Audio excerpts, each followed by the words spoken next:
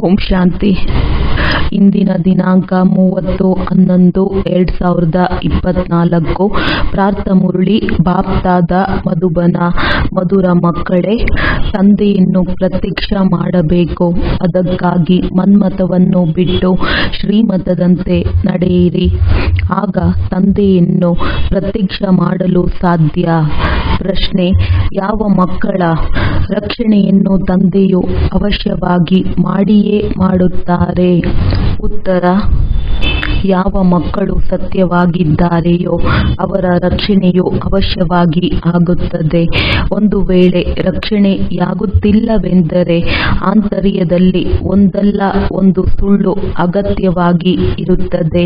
ಮುರುಳಿಗೆ ತಪ್ಪಿಸಿಕೊಳ್ಳುವುದು ಸಂಶಯದಲ್ಲಿ ಬರುವುದೆಂದರೆ ಆಂತರ್ಯದಲ್ಲಿ ಅಲ್ಪ ಸ್ವಲ್ಪ ಸುಳ್ಳಿದೆ ಎಂದರ್ಥ. ಅಂತವರ ಮೇಲೆ ಮಾಯೆಯು ಗುರಿ ಇಡುತ್ತದೆ.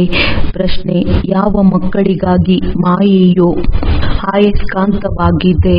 ಉತ್ತರ: ಯಾರು ಮಾಯೆಯ ಸುಂದರತೆಯ ಕಡೆ ಆಕರ್ಷಿತರಾಗುತ್ತಾರೆ ಅಂತವರಿಗಾಗಿ ಮಾಯೆಯು ಆಯಸ್ಕಾಂತವಾಗಿದೆ. ಶ್ರೀಮತದಂತೆ ನಡೆಯುವ ಮಕ್ಕಳು ಆಕರ್ಷಿತರಾಗುವುದಿಲ್ಲ. ಓಂ ಶಾಂತಿ. ಆತ್ಮಿಕ ತಂದೆಯು ಕುಳಿತು ಆತ್ಮಿಕ ಮಕ್ಕಳಿಗಾಗಿ ತಿಳಿಸುತ್ತಾರೆ. ಇದನ್ನಂತೂ ನಿಶ್ಚಯ ಮಾಡಿಕೊಂಡಿದ್ದೀರಿ.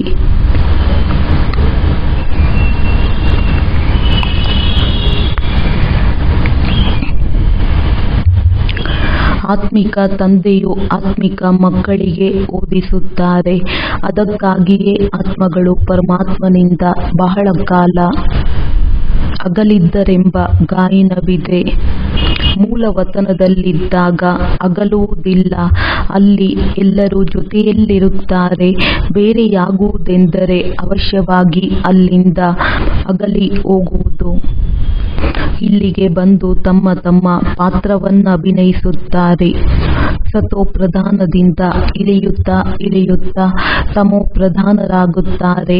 ಆದ್ದರಿಂದ ಪತಿತ ಪಾವನ ಬಂದು ನಮ್ಮನ್ನು ಪಾವನ ಮಾಡು ಎಂದು ಕರೆಯುತ್ತಾರೆ. ತಂದೆಯೂ ಸಹ ಹೇಳುತ್ತಾರೆ, ನಾನು ಪ್ರತಿ 5000 ವರ್ಷಗಳ ನಂತರ ಬರುತ್ತೇನೆ. ಈ ಸೃಷ್ಟಿಚಕ್ರ 5000 ವರ್ಷಗಳದ್ದಾಗಿದೆ. ನೀವು ಮೊದಲು ಇದನ್ನು ತಿಳಿದುಕೊಂಡಿರಲಿಲ್ಲ. ಶಿವ ತಂದೆಯು ತಿಳಿಸುತ್ತಿದ್ದಾರೆಂದಾಗ ಅವಶ್ಯವಾಗಿ ಯಾರದ್ದಾದರೂ ತನುವಿನ ಮೂಲಕವೇ ತಿಳಿಸುತ್ತಾರೆ. ಮೇಲಿನಿಂದ ಯಾವುದೇ ರೀತಿಯ ಆಕಾಶವಾಣಿ ಅಶರೀರಿ ವಾಣಿಯಿಂದ ಹೇಳುವುದಿಲ್ಲ. ಶಕ್ತಿ ಅಥವಾ ಪ್ರೇರಣೆ ಮೊದಲಾದ ಯಾವುದೇ ಮಾತಿಲ್ಲ. ನೀವಾತ್ಮಗಳು ಶರೀರದಲ್ಲಿ ಬಂದು ವಾರ್ತಾಲಾಪ ಮಾಡುತ್ತೀರಿ. ಹಾಗೆಯೇ ತಂದೆಯೂ ಸಹ ತಿಳಿಸುತ್ತಾರೆ, ನಾನು ಈ ಶರೀರದ ಮೂಲಕ ಸಲಹೆ ನೀಡುತ್ತೇನೆ. ನಂತರ ಅದರಂತೆಯೇ ಯಾರು ನಡೆಯುತ್ತಾರೆಯೋ ಅವರು ತಮ್ಮ ಕಲ್ಯಾಣವನ್ನು ಮಾಡಿಕೊಳ್ಳುತ್ತಾರೆ. ಶ್ರೀಮತದಂತೆ ನಡೆಯುವುದು ಅಥವಾ ನಡೆಯದೆ ಇರುವುದು, ಶಿಕ್ಷಕನ ಮಾತನ್ನು ಕೇಳುವುದು ಅಥವಾ ಕೇಳದೆ ಇರುವುದು, ಇದು ತಮಗಾಗಿ ಕಲ್ಯಾಣ ಅಥವಾ ಅಕಲ್ಯಾಣ ಮಾಡಿಕೊಳ್ಳುವುದಾಗಿದೆ. ಓದದೇ ಇದ್ದಾಗ ಅಗತ್ಯವಾಗಿ ಅನುತ್ತೀರ್ಣರಾಗುತ್ತಾರೆ. ತಂದೆಯು ಇದನ್ನು ಸಹ ತಿಳಿಸುತ್ತಾರೆ. ಶಿವ ತಂದೆಯಿಂದ ಕಲಿತು ನಂತರ ಅನ್ಯರಿಗೆ ಕಲಿಸಬೇಕು. ಫಾದರ್ ಶೋಸ್ ಸನ್, ತಂದೆಯ ಪ್ರತ್ಯಕ್ಷತೆ ಮಾಡಬೇಕು. ಇಲ್ಲಿ ಶರೀರದ ಮಾತಲ್ಲ, ಇವರು ಆತ್ಮಿಕ ತಂದೆಯಾಗಿದ್ದಾರೆ. ಎಷ್ಟು ನಾವು ಶ್ರೀಮತದಂತೆ ನಡೆಯುತ್ತೇವೆಯೋ ಅಷ್ಟು ಆಸ್ತಿಯನ್ನು ಪಡೆಯುತ್ತೇವೆಂದು ನೀವು ತಿಳಿದುಕೊಂಡಿದ್ದೀರಿ. ಸಂಪೂರ್ಣವಾಗಿ ನಡೆಯುವುದರಿಂದ ಶ್ರೇಷ್ಠ ಪದವಿಯನ್ನು ಪಡೆಯುತ್ತಾರೆ. ನಡೆಯದೇ ಇರುವವರು ಶ್ರೇಷ್ಠ ಪದವಿಯನ್ನು ಪಡೆಯುವುದಿಲ್ಲ. ತಂದೆಯಂತೂ ತಿಳಿಸುತ್ತಾರೆ, ನನ್ನನ್ನು ನೆನಪು ಮಾಡಿದಾಗ ನಿಮ್ಮ ಪಾಪಗಳು ಮುರಿಯುತ್ತದೆ. ರಾವಣ ರಾಜ್ಯದಲ್ಲಿ ನಿಮ್ಮ ಪಾಪಗಳು ಏರಿವೆ. ವಿಕಾರದಲ್ಲಿ ಹೋಗುವುದರಿಂದ ಪಾಪಾತ್ಮರಾಗುತ್ತೀರಿ. ಪುಣ್ಯಾತ್ಮ ಹಾಗೂ ಪಾಪಾತ್ಮ ಅಗತ್ಯವಾಗಿ ಆಗುತ್ತಾರೆ. ಪುಣ್ಯಾತ್ಮರ ಮುಂದೆ ಪಾಪಾತ್ಮರು ಹೋಗಿ ತಲೆಬಾಗುತ್ತಾರೆ. ಮನುಷ್ಯರಿಗೆ ದೇವತೆಗಳು ಪುಣ್ಯಾತ್ಮರಾಗಿದ್ದಾರೆ. ಅವರೇ ನಂತರ ಪುನರ್ಜನ್ಮದಲ್ಲಿ ಬರುತ್ತಾ ಬರುತ್ತಾ ಪಾಪಾತ್ಮರಾಗುತ್ತಾರೆಂದು ತಿಳಿದಿಲ್ಲ. ಅವರು ಸದಾ ಪುಣ್ಯಾತ್ಮರಾಗಿಯೇ ಇರುತ್ತಾರೆಂದು ತಿಳಿದಿರುತ್ತಾರೆ. ತಂದೆಯು ತಿಳಿಸುತ್ತಾರೆ, ಪುನರ್ಜನ್ಮವನ್ನು ತೆಗೆದುಕೊಳ್ಳುತ್ತಾ ಸತೋಪ್ರಧಾನದಿಂದ ತಮೋಪ್ರಧಾನದವರೆಗೆ ಬರುತ್ತಾರೆ. ಯಾವಾಗ ಸಂಪೂರ್ಣ ಪಾಪಾತ್ಮರಾಗಿ ಬಿಡುತ್ತಾರೆಯೋ ಆಗ ತಂದೆಯನ್ನು ಕರೆಯುತ್ತಾರೆ. ಪುಣ್ಯಾತ್ಮರಾಗಿದ್ದಾಗ ನೆನಪು ಮಾಡುವ ಅವಶ್ಯಕತೆ ಇಲ್ಲ. ಇದನ್ನು ನೀವು ಮಕ್ಕಳು ತಿಳಿಸಿಕೊಡಬೇಕು, ಸೇವೆಯನ್ನು ಮಾಡಬೇಕು. ತಂದೆ ಬ್ರಹ್ಮ, ತಂದೆ ಎಂದು ಹೋಗಿ ಎಲ್ಲರಿಗೂ ತಿಳಿಸುವುದಿಲ್ಲ. ಮಕ್ಕಳು ಸೇವೆಗೆ ಯೋಗ್ಯರಿದ್ದೀರಿ ಅಂದಾಗ ಮಕ್ಕಳೇ ಹೋಗಬೇಕಾಗುತ್ತದೆ. ಮನುಷ್ಯರಂತೂ ದಿನೇ ದಿನೇ ಅಸುರರಾಗುತ್ತಾ ಹೋಗುತ್ತಾರೆ. ಅರಿವಿಲ್ಲದ ಕಾರಣ ವ್ಯರ್ಥ ಮಾಡುವುದರಲ್ಲಿ ತಡ ಮಾಡುವುದಿಲ್ಲ. ಗೀತೆಯ ಭಗವಂತ ಕೃಷ್ಣನೆಂದು ಮನುಷ್ಯರು ಹೇಳುತ್ತಾರೆ.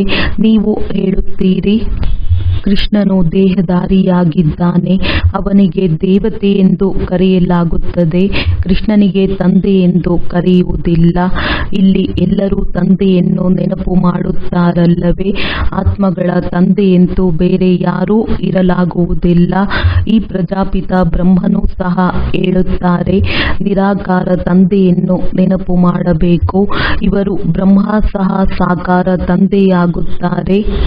ತುಂಬಾ ತಿಳಿಸಿಕೊಡಲಾಗುತ್ತದೆ. ಆದರೆ ಕೆಲವು ಮಕ್ಕಳು ತಿಳಿದುಕೊಳ್ಳದ ಕಾರಣ ಉಲ್ಟಾ ಮಾರ್ಗವನ್ನು ಹಿಡಿದು ಕಾಡಿನಲ್ಲಿ ಹಳೆಯ ಪ್ರಪಂಚ ಹೋಗಿ ಬೀಳುತ್ತಾರೆ. ತಂದೆಯಂತೂ ಸ್ವರ್ಗದಲ್ಲಿ ಹೋಗುವ ಮಾರ್ಗವನ್ನು ತಿಳಿಸುತ್ತಾರೆ. ನಂತರವೂ ಸಹ ಕಾಡಿನ ಕಡೆ ಹೋಗಿ ಬಿಡುತ್ತಾರೆ. ತಂದೆಯು ತಿಳಿಸುತ್ತಾರೆ, ನಿಮ್ಮನ್ನು ಕಾಡಿನ ಕಡೆ ಕರೆದೊಯ್ಯುವವನು ರಾವಣನಾಗಿದ್ದಾನೆ. ನೀವು ಮಾಯೆಗೆ ಸೋಲುತ್ತೀರಿ. ಮಾರ್ಗವನ್ನು ಮರೆತು ಹೋದಾಗ ಆ ಕಾಡಿನ ಮುಳ್ಳಾಗಿ ಬಿಡುತ್ತೀರಿ. ಅಂತವರು ಸ್ವರ್ಗದಲ್ಲಿ ತಡವಾಗಿ ಬರುತ್ತಾರೆ. ಸ್ವರ್ಗದಲ್ಲಿ ಹೋಗುವ ಪುರುಷಾರ್ಥ ಮಾಡುವ ಸಲುವಾಗಿಯೇ ನೀವಿಲ್ಲಿಗೆ ಬಂದಿದ್ದೀರಿ. ತ್ರೇತಾಯುಗವನ್ನು ಸಹ ಸ್ವರ್ಗವೆಂದು ಕರೆಯುವುದಿಲ್ಲ, ಏಕೆಂದರೆ 25% ಕಡಿಮೆಯಾಯಿತಲ್ಲವೇ? ಅವರು ಅನುತ್ತೀರ್ಣದ ಲೆಕ್ಕದಲ್ಲಿ ಬರುತ್ತಾರೆ. ಹಳೆಯ ಪ್ರಪಂಚವನ್ನು ಬಿಟ್ಟು ಹೊಸ ಪ್ರಪಂಚಕ್ಕೆ ಹೋಗುವ ಸಲುವಾಗಿಯೇ ನೀವಿಲ್ಲಿಗೆ ಬಂದಿದ್ದೀರಿ. ತ್ರೇತಾಯುಗಕ್ಕೆ ಹೊಸ ಪ್ರಪಂಚವೆಂದು ಹೇಳುವುದಿಲ್ಲ. ಇಲ್ಲಿ ಅನುತ್ತೀರ್ಣರಾದವರು ತ್ರೇತಾಯುಗಕ್ಕೆ ಹೋಗಿಬಿಡುತ್ತಾರೆ, ಏಕೆಂದರೆ ತಂದೆಯ ಮಾರ್ಗದಂತೆ ಸರಿಯಾಗಿ ನಡೆದುಕೊಳ್ಳುವುದಿಲ್ಲ. ಏರುಪೇರಿನಲ್ಲಿ ಬರುತ್ತಾರೆ. ಯಾವ ರೀತಿ ನೆನಪಿನಲ್ಲಿರಬೇಕು ಆ ರೀತಿ ಇಲ್ಲವೆಂಬ ಅನುಭವವನ್ನು ಮಾಡುತ್ತೀರಿ. ಸ್ವರ್ಗವಾಸಿಯಾಗುವವರಿಗೆ ಒಳ್ಳೆಯ ರೀತಿಯಲ್ಲಿ ತೇರ್ಗಡೆಯಾದವರೆಂದು ಹೇಳುತ್ತಾರೆ. ತ್ರೇತಾಯುಗದವರು ಅನುತ್ತೀರ್ಣದ ಲೆಕ್ಕದಲ್ಲಿ ಬರುತ್ತಾರೆ. ನೀವು ನರಕವಾಸಿಯಿಂದ ಸ್ವರ್ಗವಾಸಿಗಳಾಗುತ್ತೀರಿ. ಇಲ್ಲವೆಂದರೆ ನಂತರ ಅನುತ್ತೀರ್ಣವೆಂದು ಕರೆಯಲಾಗುವುದು. ಆ ಲೌಕಿಕ ವಿದ್ಯೆಯಂತೂ 2ನೇ ಬಾರಿಯೂ ಓದುತ್ತಾರೆ. ಆದರೆ ಇಲ್ಲಿ 2ನೇ ವರ್ಷ ಓದುವ ಮಾತೇ ಇಲ್ಲ. ಯಾರು ಕಲ್ಪದ ಹಿಂದೆ ಉತ್ತೀರ್ಣರಾಗಿದ್ದಾರೆಯೋ ಅವರೇ ಜನ್ಮ ಜನ್ಮಾಂತರ ಕಲ್ಪಾಂತರ ಈ ಪರೀಕ್ಷೆಯಲ್ಲಿ ಪಾಸಾಗುತ್ತಾರೆ. ಈ ನಾಟಕದ ರಹಸ್ಯವನ್ನು ಚೆನ್ನಾಗಿ ತಿಳಿದುಕೊಳ್ಳಬೇಕು. ಕೆಲವರು ನಾವು ನಡೆಯಲು ಆಗುವುದಿಲ್ಲವೆಂದು ತಿಳಿದುಕೊಳ್ಳುತ್ತಾರೆ. ವೃದ್ಧರಾಗಿದ್ದಾಗ ಅಂಥವರನ್ನು ಕೈ ಹಿಡಿದು ನಡೆಸಿದಾಗ ನಡೆಯುತ್ತಾರೆ. ಇಲ್ಲವೆಂದರೆ ಬಿದ್ದು ಬಿಡುತ್ತಾರೆ. ಆದರೆ ಅದೃಷ್ಟದಲ್ಲಿಲ್ಲವೆಂದರೆ ಹೂವಾಗಲು ಎಷ್ಟೇ ಶಕ್ತಿ ಕೊಟ್ಟರೂ ಹೂವಾಗುವುದಿಲ್ಲ. ಎಕ್ಕದ ಹೂವು ಸಹ ಹೂವಾಗಿದೆ. ಆದರೆ ಅವರು ಮುಳ್ಳು ಚುಚ್ಚುತ್ತಾರೆ, ದುಃಖವನ್ನೇ ಕೊಡುತ್ತಾರೆ. ತಂದೆಯು ಎಷ್ಟೊಂದು ತಿಳಿಸುತ್ತಾರೆ. ನಿನ್ನೆ ನೀವು ಯಾವ ಶಿವನನ್ನು ಪೂಜೆ ಮಾಡುತ್ತಿದ್ದೀರಿ ಅವರೇ ಇಂದು ಓದಿಸುತ್ತಿದ್ದಾರೆ. ಪ್ರತಿಯೊಂದು ಮಾತಿನಲ್ಲಿ ಪುರುಷಾರ್ಥಕ್ಕಾಗಿ ಒತ್ತು ಕೊಡಲಾಗುತ್ತದೆ. ಮಾಯೆಯು ಒಳ್ಳೊಳ್ಳೆಯ ಹೂಗಳನ್ನು ಕೆಳಗಡೆ ಬೀಳಿಸುವುದನ್ನು ನೋಡಲಾಗುವುದು. ಮೂಳೆಯನ್ನೇ ಮುರಿದು ಬಿಡುತ್ತದೆ. ಅಂಥವರನ್ನು ನಂತರ ಪದವಿ ದ್ರೋಹಿಗಳೆಂದು ಹೇಳಲಾಗುವುದು. ಯಾರು ಒಂದು ರಾಜಧಾನಿಯನ್ನು ಬಿಟ್ಟು ಇನ್ನೊಂದು ರಾಜಧಾನಿಗೆ ಹೊರಟು ಹೋಗುತ್ತಾರೆಯೋ ಅವರಿಗೆ ದ್ರೋಹಿಗಳೆಂದು ಹೇಳಲಾಗುತ್ತದೆ. ಹಾಗೆಯೇ ತಂದೆಯು ತಿಳಿಸುತ್ತಾರೆ, ನನ್ನ ಮಕ್ಕಳಾಗಿ ಯಾರು ಮಾಯೆಗೆ ವಶರಾಗಿ ಬಿಡುತ್ತಾರೆಯೋ ಅವರಿಗೂ ದ್ರೋಹಿಗಳೆಂದು ಹೇಳಲಾಗುವುದು. ಅವರ ನಡತೆಯೂ ಹಾಗೆಯೇ ಆಗಿಬಿಡುತ್ತದೆ. ಈಗ ತಂದೆಯು ನಿಮ್ಮನ್ನು ಮಾಯೆಯಿಂದ ಬಿಡಿಸಲು ಬಂದಿದ್ದಾರೆ. ಮಕ್ಕಳು ಹೇಳುತ್ತಾರೆ, ಮಾಯೆಯು ಬಹಳ ಬಲಶಾಲಿಯಾಗಿದೆ, ತನ್ನ ಕಡೆ ಬಹಳ ಸೆಳೆದು ಬಿಡುತ್ತಾರೆ. ಮಾಯೆಯು ಹೇಗೆ ಅಯಸ್ಕಾಂತವಾಗಿದೆ, ಈ ಸಮಯದಲ್ಲಿ ಅದು ಅಯಸ್ಕಾಂತದ ರೂಪವನ್ನು ಧರಿಸುತ್ತದೆ. ಪ್ರಪಂಚದಲ್ಲಿ ಎಷ್ಟೊಂದು ಸುಂದರತೆಯು ಎಷ್ಟೊಂದು ಹೆಚ್ಚಾಗಿ ಬಿಟ್ಟಿದೆ. ಮೊದಲು ಸಿನಿಮಾ ಮೊದಲಾದವುಗಳು ಇತ್ತೇನು? ಇದೆಲ್ಲವೂ 100 ವರ್ಷಗಳಿಂದ ತಯಾರಾಗಿವೆ. ತಂದೆ ಬ್ರಹ್ಮ ತಂದೆಯೆಂದು ಅನುಭವಿಯಲ್ಲವೇ? ಪ್ರತಿಯೊಂದು ಮಾತುಗಳು ನಿಖರವಾಗಿ ನೋಂದಾಯಿತವಾಗಿದೆ. ಆದುದರಿಂದ ಮಕ್ಕಳು ಈ ನಾಟಕದ ಗುಹ್ಯ ರಹಸ್ಯವನ್ನು ಬಹಳ ಚೆನ್ನಾಗಿ ತಿಳಿದುಕೊಳ್ಳಬೇಕಾಗಿದೆ. 100 ವರ್ಷಗಳಲ್ಲಿ ಅಜಗಜಾಂತರ ವ್ಯತ್ಯಾಸದಲ್ಲಿ ಸ್ವರ್ಗದಂತೆ ಆಗಿಬಿಟ್ಟಿದೆ. ಆದುದರಿಂದ ಈಗ ಸ್ವರ್ಗವು ಇನ್ನೂ ಶೀಘ್ರವಾಗಿ ಆಗಲಿದೆ. ಈ ವಿಜ್ಞಾನವು ಬಹಳ ಉಪಯೋಗಕ್ಕೆ ಬರುತ್ತದೆ. ಇದು ಸಹ ತುಂಬಾ ಸುಖ ಕೊಡುವಂತದ್ದಾಗಿದೆಯಲ್ಲವೇ? ಆ ಸುಖವು ಸದಾ ಕಾಲಕ್ಕಾಗಿ ಉಳಿಯಲು ಈ ಹಳೆಯ ಪ್ರಪಂಚದ ವಿನಾಶವೂ ಸಹ ಆಗಬೇಕು. ಭಾರತದ ಭಾಗ್ಯದಲ್ಲಿ ಸತ್ಯಯುಗದ ಸುಖವಿದೆ. ಉಳಿದವರು ನಂತರ ಯಾವಾಗ ಭಕ್ತಿ ಮಾರ್ಗವು ಪ್ರಾರಂಭವಾಗುತ್ತದೆಯೋ ಆಗ ಬರುತ್ತಾರೆ. ಭಾರತವಾಸಿಗಳು ಇಳಿಯುವಾಗ ಅನ್ಯ ಧರ್ಮದವರು ನಂಬರ್ ವಾರ್ ಆಗಿ ಬರುತ್ತಾರೆ. ಭಾರತವು ಇಳಿಯುತ್ತಾ ಇಳಿಯುತ್ತಾ ಒಂದೇ ಸಾರಿ ಕೆಳಗೆ ಬಂದು ಬಿಟ್ಟಿದೆ. ನಂತರ ಹತ್ತಬೇಕು. ಇಲ್ಲಿಯೂ ಸಹ ಏರುತ್ತೀರಿ, ನಂತರ ಇಳಿಯುತ್ತೀರಿ. ಎಷ್ಟೊಂದು ಇಳಿಯುತ್ತಾರೆಂದರೆ ಕೇಳಲೇಬೇಡಿ. ಕೆಲವರಂತೂ ತಂದೆಯೇ ಓದಿಸುತ್ತಾರೆಂದು ಒಪ್ಪುವುದೇ ಇಲ್ಲ. ಒಳ್ಳೊಳ್ಳೆಯ ಸೇವಾದಾರಿ ಮಕ್ಕಳನ್ನು ತಂದೆಯೂ ಸಹ ಮಹಿಮೆ ಮಾಡುತ್ತಿದ್ದರು. ಅಂತಹ ಮಕ್ಕಳೇ ಮಾಯೆಯ ಮುಷ್ಟಿಯಲ್ಲಿ ಬಂದು ಬಿಡುತ್ತಾರೆ. ಕುಸ್ತಿ ನಡೆಯುತ್ತದೆ ಎಲ್ಲವೇ? ಮಾಯೆಯು ಒಂದೇ ಸಾರಿ ಬೀಳಿಸಿ ಬಿಡುತ್ತದೆ. ನಂತರವೂ ತಂದೆಯು ತಿಳಿಸುತ್ತಾರೆ, ಒಮ್ಮೆ ಜ್ಞಾನ ಕೇಳಿದರೂ ಸ್ವರ್ಗದಲ್ಲಿ ಖಂಡಿತ ಬರುತ್ತಾರೆ. ಆದರೆ ಉತ್ತಮ ಪದವಿಯನ್ನು ಪಡೆಯುವುದಿಲ್ಲ.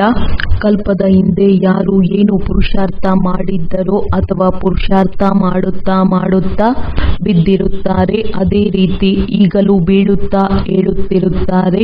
ಸೋಲು ಗೆಲುವು ಆಗುತ್ತಿರುತ್ತದೆ ಎಲ್ಲವೇ? ಮಕ್ಕಳ ನೆನಪಿನ ಮೇಲೆ ಎಲ್ಲವೂ ಆಧಾರಿತವಾಗಿದೆ. ಮಕ್ಕಳಿಗೆ ಈ ಅಪಾರವಾದ ಖಜಾನೆಯು ಸಿಗುತ್ತದೆ. ಅಲ್ಲಂತೂ ಎಷ್ಟೊಂದು ಲಕ್ಷಾಂತರ ರೂಪಾಯಿಗಳಲ್ಲಿ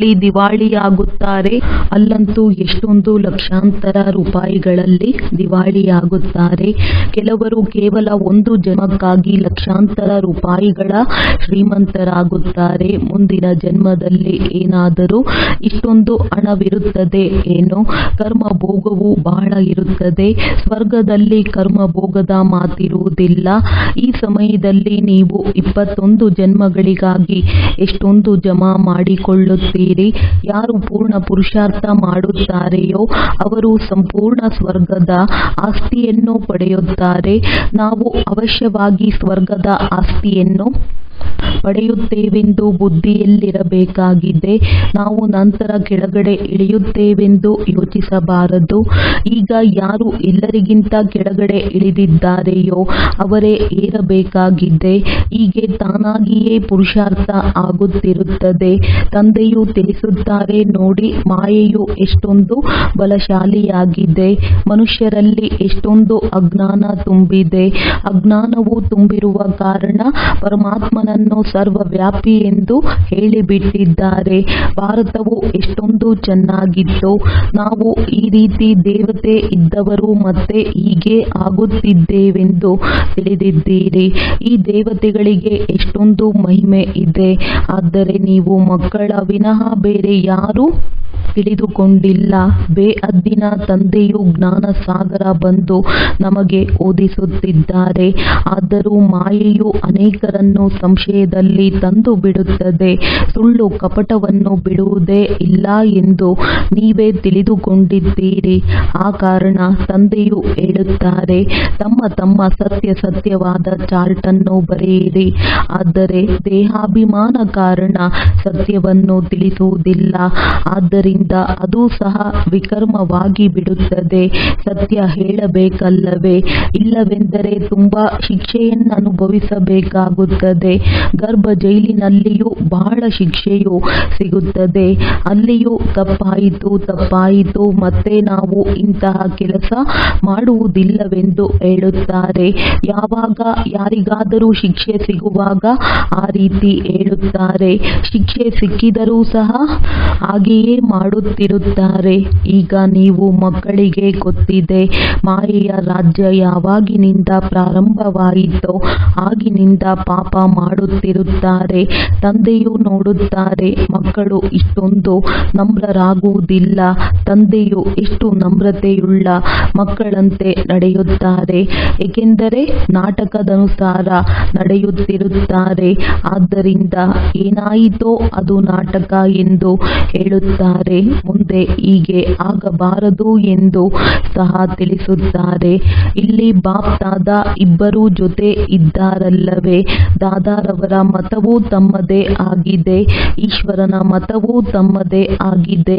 ಈ ಮತವನ್ನು ಕೊಡುವವರು ಯಾರು ಎಂದು ಸಹ ತಿಳಿದುಕೊಳ್ಳಬೇಕಾಗಿದೆ. ಅವರು ಬ್ರಹ್ಮ ಸಹ ತಂದೆಯಾಗಿದ್ದಾರಲ್ಲವೇ? ತಂದೆಗಂತೂ ಮಾನ್ಯತೆ ಕೊಡಬೇಕಾಗಿದೆ. ತಂದೆಯಾದರೂ ಅತಿ ದೊಡ್ಡವರಾಗಿದ್ದಾರೆ. ಆದುದರಿಂದ ತಂದೆಯು ಹೇಳುತ್ತಾರೆ, ಸದಾ ಶಿವ ತಂದೆಯೇ ತಿಳಿಸುತ್ತಾರೆಂದು ತಿಳಿದುಕೊಳ್ಳಿ. ತಿಳಿದುಕೊಳ್ಳದಿದ್ದರೆ ಪದವಿಯನ್ನು ಸಹ ಪಡೆಯುವುದಿಲ್ಲ.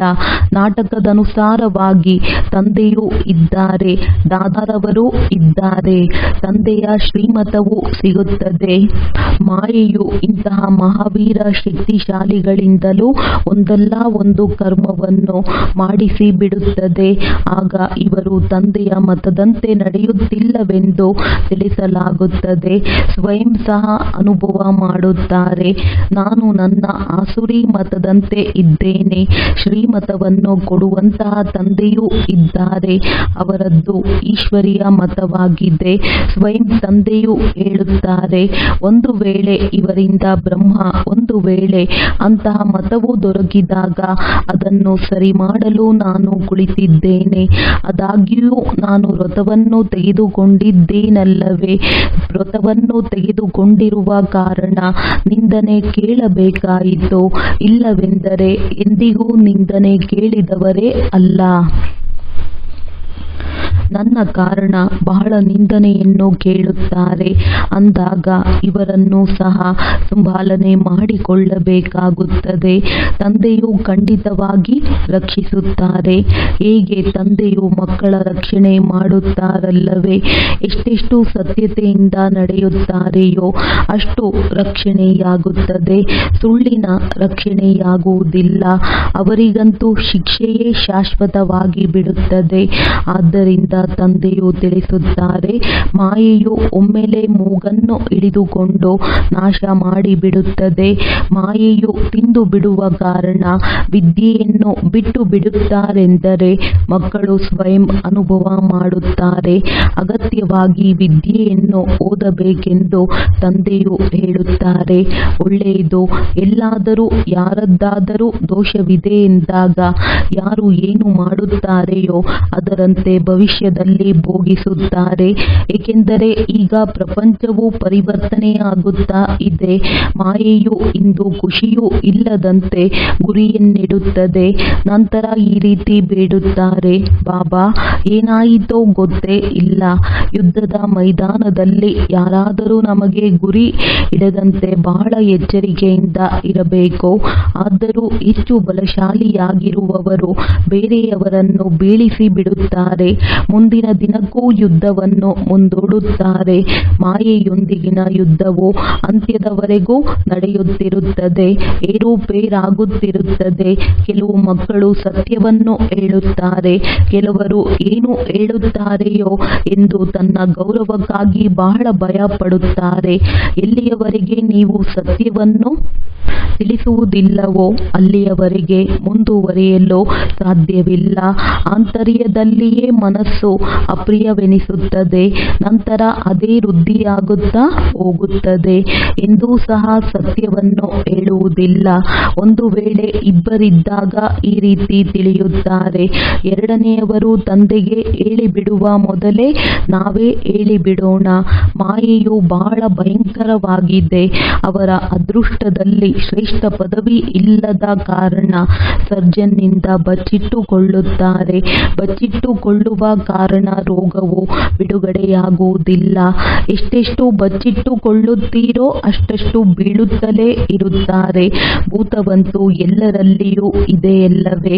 ಎಲ್ಲಿಯವರೆಗೆ ಕರ್ಮಾತೀತರಾಗುವುದಿಲ್ಲವೋ ಅಲ್ಲಿಯವರೆಗೆ ಅಪವಿತ್ರ ದೃಷ್ಟಿಯನ್ನು ಬಿಡುವುದೇ ಇಲ್ಲ. ಎಲ್ಲದಕ್ಕಿಂತ ದೊಡ್ಡ ಶತ್ರುವು ಕಾಮವಿಕಾರವಾಗಿದೆ. ಅದರಲ್ಲಿಯೇ ಕೆಲವರು ಬೀಳುತ್ತಿರುತ್ತಾರೆ. ತಂದೆಯಂತೂ ಮತ್ತೆ ಮತ್ತೆ ತಿಳಿಸುತ್ತಾರೆ, ಶಿವ ತಂದೆಯ ವಿನಃ ಯಾವ ದೇಹಧಾರಿಯನ್ನು ನೆನಪು ಮಾಡಬಾರದು. ಕೆಲವರು ಎಂದಿಗೂ ಯಾರನ್ನೂ ನೆನಪು ಮಾಡದೆ ಇರುವಷ್ಟು ಪಕ್ಕಾ ಇದ್ದಾರೆ. ಹೇಗೆ ಪತಿವ್ರತ ಸ್ತ್ರೀಯ ಬುದ್ಧಿ ಎಂದು ಕೆಟ್ಟ ಬುದ್ಧಿಯಾಗಿರುವುದಿಲ್ಲ. ಒಳ್ಳೆಯದು. ಮಧುರಾತಿ ಮಧುರ ಅಗಲಿ ಹೋಗಿ ಮರಳಿ ಸಿಕ್ಕಿರುವಂತಹ ಮಕ್ಕಳಿಗೆ ಪ್ರೀತಿಯ ಮಾತ್ಪಿತಾ ಬಾಪ್ದಾದಾರವರ ನೆನಪು, ಪ್ರೀತಿ ಹಾಗೂ ನಮಸ್ತೆ. ಆತ್ಮೀಯ ಮಕ್ಕಳಿಗೆ ಆತ್ಮೀಯ ತಂದೆಯ ನಮಸ್ತೆ. ಧಾರಣೆಗಾಗಿ ಮುಖ್ಯ ಸಾರ. ನಮಗೆ ಓದಿಸುವವರು ಸ್ವಯಂ ಜ್ಞಾನ ಸಾಗರ, ಬೇಅದ್ದಿನ ತಂದೆಯಾಗಿದ್ದಾರೆ. ಇದರಲ್ಲಿ ಎಂದಿಗೂ ಸಂಶಯವನ್ನು ತಂದುಕೊಳ್ಳಬಾರದು. ಸುಳ್ಳು ಕಪಟವನ್ನು ಬಿಟ್ಟು ಸತ್ಯವಾದ ಚಾರ್ಟ್ ಅನ್ನು ಇಡಬೇಕು. ದೇಹಾಭಿಮಾನದಲ್ಲಿ ಬಂದು ಎಂದಿಗೂ ಪದವಿ ದ್ರೋಹಿಯಾಗಬಾರದು. ನಾಟಕವನ್ನು ಬುದ್ಧಿಯಲ್ಲಿಟ್ಟುಕೊಂಡು ತಂದೆಯ ಸಮಾನ ಬಹಳ ಮಧುರ ಹಾಗೂ ನಮ್ರರಾಗಿರಬೇಕು. ತಮ್ಮ ಅಹಂಕಾರವನ್ನು ತೋರಿಸಬಾರದು.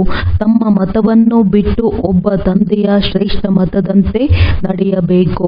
ವರದಾನ: ಒಬ್ಬ ತಂದೆಯ ಪ್ರೀತಿಯಲ್ಲಿ ಲವಲೀನರಾಗಿ ಗುರಿಯನ್ನು ತಲುಪುವಂತಹ ಸರ್ವ ಆಕರ್ಷಣ ಮುಕ್ತ ಭವ. ಬಾಪ್ದಾದ ಮಕ್ಕಳಿಗೆ ತಮ್ಮ ಸ್ನೇಹ ಮತ್ತು ಸಹಯೋಗದ ಮಡಿಲಿನಲ್ಲಿ ಕುಳ್ಳರಿಸಿಕೊಂಡು ಗುರಿಯತ್ತ ಕೊಂಡೊಯ್ಯುತ್ತಿದ್ದಾರೆ. ಈ ಮಾರ್ಗ ಪರಿಶ್ರಮದಲ್ಲ, ಆದರೆ ಯಾವಾಗ ಮುಖ್ಯ ಮಾರ್ಗಕ್ಕೆ ಬದಲಾಗಿ ಗಲ್ಲಿಗಳಲ್ಲಿ ಹೋಗಿಬಿಡುವಿರಿ ಅಥವಾ ಗುರಿಯಿಂದ ಮುಂದೆ ಹೋಗಿಬಿಡುವಿರಿ, ಆಗ ಮತ್ತೆ ವಾಪಸ್ಸು ಬರುವಲ್ಲಿ ಪರಿಶ್ರಮ ಪಡಬೇಕಾಗುವುದು. ಪರಿಶ್ರಮದಿಂದ ರಕ್ಷಿಸುವ ಸಾಧನೆಯಾಗಿದೆ. ಒಬ್ಬರ ಪ್ರೀತಿಯಲ್ಲಿರಿ, ಒಬ್ಬ ತಂದೆಯ ಪ್ರೀತಿಯಲ್ಲಿರಿ. ಒಬ್ಬ ತಂದೆಯ ಪ್ರೀತಿಯಲ್ಲಿ ಲವಲೀನರಾಗಿ ಎಲ್ಲ ಕಾರ್ಯ ಮಾಡಿದ್ದೀರಾದರೆ ಬೇರೆ ಏನೂ ಕಾಣುವುದಿಲ್ಲ. ಎಲ್ಲ ಆಕರ್ಷಣೆಗಳಿಂದ ಮುಕ್ತರಾಗಿ ಬಿಡುವಿರಿ. ಸ್ಲೋಗನ್: ತಮ್ಮ ಅದೃಷ್ಟಶಾಲಿಯ ಅನುಭವವನ್ನು ನಿಮ್ಮ ಮುಖ ಮತ್ತು ಚಲನೆಯಿಂದ ಮಾಡಿಸಿ. ಒಳ್ಳೆಯದು. ಓಂ ಶಾಂತಿ.